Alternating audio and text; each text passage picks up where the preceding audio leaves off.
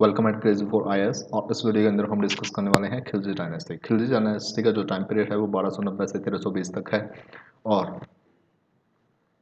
मुस्लिम जो इंपीरियलिज्म है that was peak at the Khilji dynasty. जो फाउंडर थे खिलजी डायनेस्टी के, जो फाउंडर थे वो थे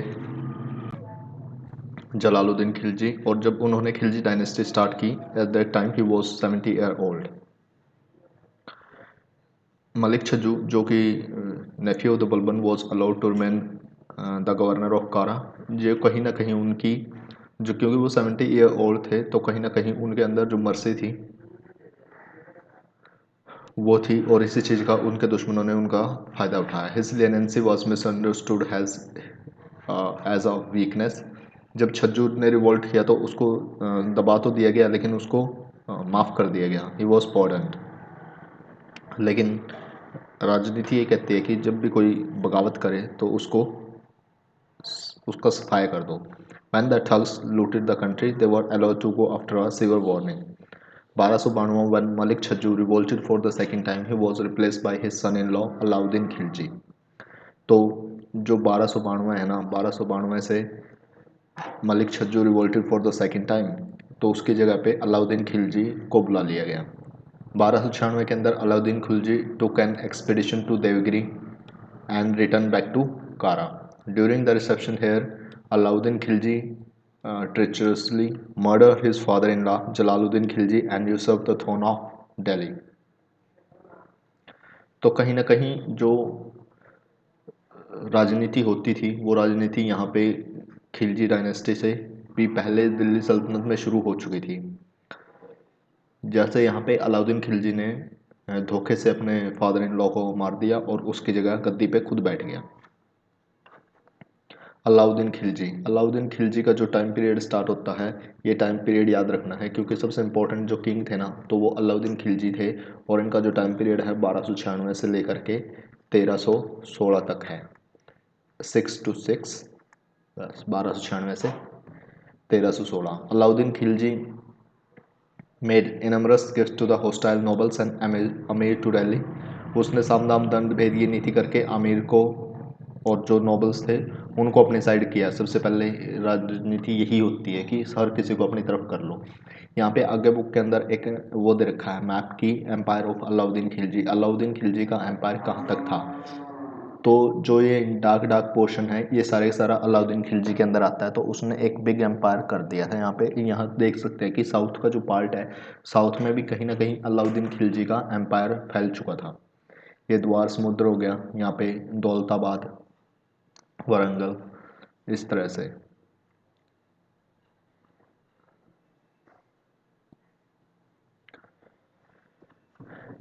उसने नोबल्स को कंट्रोल करने के लिए रेगुलेशन बना ली। He convince that the general prosperity of noble और intermarriage between the noble family, inefficiency of the spies system and drinking liquor were the basic reason of the rebellion. तो उसने ये सोचा कि जो हमारा रिबेलियन होता है बार बार वो किस कारण से होता है। तो उसका मेन कारण क्या था, प्रॉस्पेरिटी ऑफ द नोबल्स, उनके बीच में मैरिज और इंटरकनेक्शन थे। और स्पाई सिस्टम इतना ज़्यादा इनएफिशिएंट था कि वो टाइम पे न्यूज़ इन्फॉर्मेशन प्रोवाइड नहीं करता था। और ड्रिंकिंग लीकर, तो क्या करेंगे अगर इस समस्या को डील करना है। और उसने 4 रीज़न निकाल ले, तो वो क्या करेगा, पहले तो नोबल्स की प्रॉस्पेरिटी को ख़त्म करेगा, उनके बीच जो मैरिजेज हो रही थी उनको बंद करवा देगा, स्पाई सिस्टम को स्ट्रॉन्ग करेगा और लेकर को बैन कर देगा। तो यही 4 सिस्टम उसने यही 4 ऑर्डिनेंस वो लेके आया। पहले ऑर्डिनेंस के अंदर उसने क्या कर लिया, प्रोस्पेरिटी को ख़त्म करने के लिए he confiscated the property of the nobles. Then intelligence system were reorganized and the secret activity of the nobles were immediately reported to the sultan. And आपको नहीं पता, जब हमारा सीएम होता है, सीएम के पास एक अलग से चार्ज होता है, या जो होम मिनिस्टर होता है, चीफ मिनिस्टर होता है, उसके पास सीआईडी होती है। इवन टुडे जो सीएम के पास सीआईडी डिपार्टमेंट होता है ना, वो हर एमएलए की इंफॉर्मेशन चीफ मिनिस्टर को देता रहता है। और सेम काम सीबीआई और ईडी कर रहे हैं। जो आज हमारा सीबीआई और ईडी का जो फंक्शन चल रहा है वो भी कहीं ना कहीं ऐसे ही चल रहा है। इस तरह से आप अगर हिस्ट्री को प्रेजेंट के साथ कनेक्ट करोगे तो you will never forget that what is happening in the past and what is happening in the present is actually not different but the same. कौन यहाँ पे प्रॉपर्टी कॉन्फिस्केट करने के बाद उसने जो आगे था जो लॉ बनाया वो है public sale of liquor and drug were totally stopped. वही मैंने आपको बोला था कि चार ऑर्डिनेंस लेके आए हैं। चार ऑर्डिनेंस में प्रॉपर्टी प्रोस्पेरिटी को कम करना है, मैरिजेस को ब्लॉक करना है, स्पाइस सिस्टम को स्ट्रेंथन करना है और लिकर को बैन कर देना है।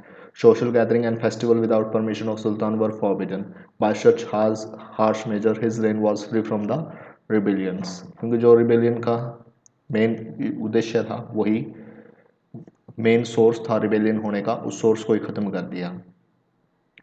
अब आगे दे रखा है इसमें reforms of Alauddin Khilji. These are very important, यहाँ से मल्टीपल टाइम क्वेश्चन आता है that what are the main reforms during the Alauddin Khilji. Alauddin Khilji maintain a large permanent standing army and paid them in cash. उसके पास एक बहुत ही बड़ी आर्मी थी और उसने उसको कैश में पे किया। तो यहाँ पे क्वेश्चन कैश को काइंड में बदल देंगे, काइंड को कैश एंड काइंड कर देंगे, कुछ भी कर देंगे, तो आपको याद रखना है कैश। उसके पास जो आर्मी थी उसको उसने कैश में पे किया, दैट्स इट। जो फरिश्ता एक हिस्टोरियन था उसके अकॉर्डिंग उसमें 4,75,000 घुड़सवार थे। ही इंट्रोड्यूस द सिस्टम ऑफ दाग एंड चेहरा या हुलिया। ये भी एक इम्पोर्टेंट क्वेश्चन है। यहाँ से भी क्वेश्चन बनता है कि हु इंट्रोड्यूस द दाग एंड हुलिया। तो दाग एंड हुलिया का जो कॉन्सेप्ट है वो अलाउद्दीन खिलजी लेके आया था अपनी लार्ज जो उसके पास स्टैंडिंग आर्मी थी उसको ऑर्गेनाइज करने के लिए। दाग का मतलब है ब्रांडिंग ऑफ फोर्सेज एंड हुलिया का मतलब है description of the soldier to ensure the maximum efficiency and strict review army from time to time was carried out. और आपने ऊपर मैप में देखा भी क्योंकि उसका जो एम्पायर है वो साउथ इंडिया तक फैला हुआ है, यहाँ तक आया हुआ है, थोड़ा सा हिस्सा बचा हुआ है नीचे, और तकरीबन ये बंगाल ये सारे सारे एरिया है वो। और इतने बड़े एरिया को संभालने के लिए एक बड़ी आर्मी की ज़रूरत थी। क्योंकि एक बड़ी आर्मी की जरूरत थी इस वजह से उसने जो दाग एंड हुलिया की पॉलिसी बनाई उसको अच्छे से इम्प्लीमेंट भी किया। और क्योंकि वो इतनी बड़ी आर्मी को कैश में पे कर रहा था तो उसको कहीं ना कहीं मार्केट रिफॉर्म भी करने पड़ेंगे और जो एग्रीकल्चर से टैक्स आता था उसको भी उसमें भी रिफॉर्म लेके आना पड़ेगा ताकि उसको ज़्यादा से ज़्यादा रेवेन्यू जनरेट हो और ज़्यादा से ज़्यादा और वो रेवेन्यू कैश में आए ताकि वो आगे कैश में पे कर सके। तो एक फैक्टर से दूसरा फैक्टर बाय डिफॉल्ट जुड़ा हुआ है यहाँ पे। Because he was paying the salary in the cash, तो उस ताकि महंगाई को कंट्रोल किया जा सके प्राइस रेगुलेशन करने के लिए उसने मार्केट रिफॉर्म्स भी किए। Alauddin Khilji establish the 4 separate marketing at the Delhi. तो उसने ना 4 सेपरेट मार्केट बनाई।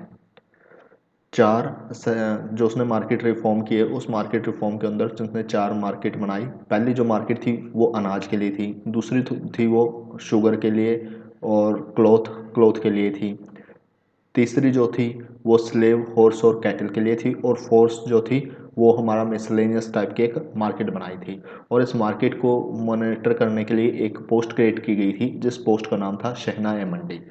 और एक स्पेशल मार्केट डिपार्टमेंट भी बनाया गया जिसको बोलते थे दीवाने रियासत।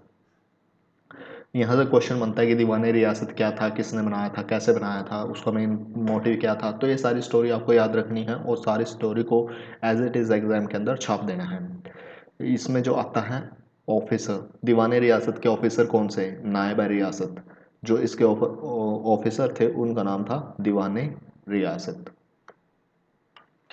ये आपको याद रखना है। इसमें सेम थिंग यहाँ पे एक्सप्लेन कर रखी है कि उसने दिल्ली के अंदर 4 मार्केट बनाई। पहली ग्रेन के लिए थी, दूसरी cloth sugar dried fruit butter oil के लिए थी, थर्ड हॉर्सेस स्लेव और कैटल के लिए थी, फोर्थ मिसलेनियस के लिए थी। जो हर एक जो मंडी थी that is under the control of shehnai Mandi. Supply of grain ensure by holding stock. जो हमारा एफसीआई का कॉन्सेप्ट है ये हमारा मोहनजोदड़ो के अंदर भी था और आज भी है, क्योंकि जनता के लिए अनाज का अरेंजमेंट करके रखना एक सबसे बड़ा इश्यू रहता है। अगर अनाज मार्केट में नहीं है ना तो महंगाई ज़्यादा जल्दी से ऊपर नीचे होती है। अगर महंगाई कहीं ना कहीं कंट्रोल है तो उसका सबसे बड़ा फैक्टर है कि हमारे गोदामों के अंदर अनाज रखा हुआ है जो अगले 6 महीने 1 साल तक प्राइस को स्टेबल रख सकता है। और सेम पॉलिसी आज भी यूज़ की जाती है और गवर्नमेंट के पास अपने स्टोर हाउस थे एफसीआई। रेगुलेशन वाज, यहाँ से एफसीआई से एक क्वेश्चन मेरे को और याद आया। एफसीआई इसके ऊपर अपना स्टडी कर लेना कि एफसीआई कब इस्टेब्लिश हुई थी, कौन से एक्ट से इस्टेब्लिश हुई थी, और ये स्टैट्यूटरी बॉडी है, कॉन्स्टिट्यूशनल बॉडी है, इसका जो टॉप किस कौन से मिनिस्ट्री के अंडर आती है, सारी सारी वो कर लेना, इसको अच्छे से स्टडी कर लेना। और इसको आप मोहनजोदड़ो के साथ भी जोड़ सकते हो जहाँ से हमें 6 मेमोरीज मिली। उसके बाद आप आज के जो हमारा फूड सप्लाई सिस्टम है उससे भी कनेक्ट कर सकते हो, जो हमारी महंगाई है, इन्फ्लेशन है, उससे भी कंट्रोल कर सकते हो। और क्योंकि अब एक नेक्स्ट लेवल की प्रॉब्लम आ गई है न्यूट्रिशन वाली, इस वजह से फूड फोर्टिफिकेशन किया जा रहा है। Food fortification, I am from Haryana, और हरियाणा के अंदर मैंने देखा है कि जो चावल है ना, फोर्टिफाइड राइस, जो मील से गवर्नमेंट चावल लेती है, और अब जो वो चावल ले रही है, जो भारत चावल मोदी जी ने लॉन्च किया है, उस भारत चावल के अंदर फोर्टिफिकेशन किया जा रहा है, यानी उसके अंदर न्यूट्रिशन ऐड किया जा रहा है। तो ये भी एक करंट का इशू है, इसको भी आप इसके साथ जोड़ दें।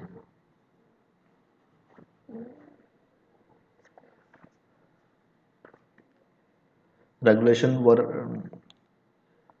Regulation were issue to fix the price of all the commodity.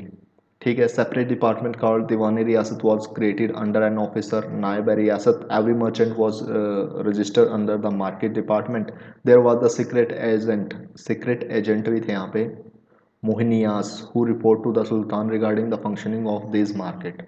ठीक है, मुनियाज को एक तरह से हम बोल सकते हैं मार्केट के जो हमारे स्पाइस थे, जो डायरेक्ट सुल्तान को रिपोर्ट करते थे। Sultan also send slave boy to buy various commodity to check prices. Violation of the regulation was severely punished.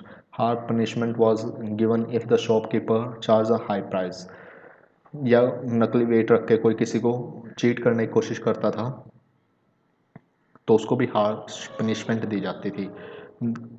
Famine यानी अकाल के समय भी जो रेगुलेशन थे वो इतने स्ट्रॉन्ग थे कि अकाल के समय भी प्राइस सेम का सेम रहता था, प्राइस चेंज नहीं हुआ। This show the strict policy, this show the very strict policy of Alauddin Khilji. We are not sure, इसके बारे में हमें कुछ नहीं पता कि ये रेगुलेशन कहाँ तक इम्प्लीमेंटेड थे। They were implemented in the Delhi or outside the Delhi. Apart from the market reform, इसके अलावा बात करें, Alauddin Khilji took important step in the land revenue administration. क्योंकि मैंने आपको क्या बोला कि उसके पास एक आर्मी थी, आर्मी को उसने कैश में पे करना है, और ये कैश कहाँ से आएगा? एग्रीकल्चर से आएगा। तो एग्रीकल्चर रिफॉर्म करने पड़ेंगे। और दूसरा, एग्रीकल्चर से कैसे आएगा? कैश के फॉर्म में आएगा, और कैश की फॉर्म में आएगा, और जो ये कैश आएगा मार्केट के अंदर प्राइस रेगुलेशन करना पड़ेगा, मार्केट को भी कंट्रोल करना पड़ेगा ताकि मार्केट में आने के बाद महंगाई ना बढ़ा दे। तो ये सारे का सारा सिस्टम आपको याद रखना है। अलाउद्दीन खिलजी ने लैंड रेवेन्यू एडमिनिस्ट्रेशन को, उसका जो लैंड रेवेन्यू एडमिनिस्ट्रेशन है उसको भी मॉडिफाई किया। He was the first sultan of Delhi who order the measurement of the land. तो यहाँ से भी एक क्वेश्चन बनता है, दिल्ली के किस सुल्तान ने पहली बार जमीन का मेजरमेंट किया? तो वो था Alauddin Khilji. Even the big land Lord could not escape from the paying land taxes. Land revenue was collected in the cash. तो यहाँ से नेक्स्ट स्टेटमेंट से क्वेश्चन बनता है कि जो बड़े किसान थे उनको छोड़ दिया था अलाउद्दीन खिलजी ने। अलाउद्दीन खिलजी ने किसी को नहीं बख्शा, चाहे वो छोटा किसान हो, चाहे वो बड़ा किसान हो, बड़ा लैंड होल्डर हो, सबको टैक्स पे करना था। बिकॉज इतनी बड़ी आर्मी, इसका कोज क्या है? इसका कोज यहाँ लिखा हुआ है। अगर आपको आपका कोज पता रहेगा ना, और आपका मैप याद रहेगा कि उसका इतना बड़ा एम्पायर है, इतने बड़े एम्पायर को संभालने के लिए इतनी बड़ी आर्मी है, इतनी बड़ी आर्मी को कैश में पेमेंट करनी है, कैश में पेमेंट करनी है तो वो पेमेंट एग्रीकल्चर से आती है। और अगर एग्रीकल्चर से पेमेंट आती है तो सबसे ज़्यादा पेमेंट किससे आएगी? जो बड़े लैंड होल्डर्स हैं उनसे ही आएगी। अगर उनसे सबसे ज़्यादा पेमेंट आएगी तो क्या आप उनको छोड़ सकते हो? नहीं छोड़ सकते। तो इसी तरह से जो लाइनें लिखी हैं ये कहीं ना कहीं इंटरकनेक्टेड हैं, लेकिन हम we will study it in the form of bit and pieces, that's why we are not able to understand it. Even though the big landlord could not escape paying taxes, land revenue was collected in cash in order to enable the Sultan to pay the soldiers in the cash. His land revenue reform provide a basis for the future reform of the Sher Shah and Akbar. उसने जो भी reforms करे वो reform Sher Shah और अकबर ने follow किए।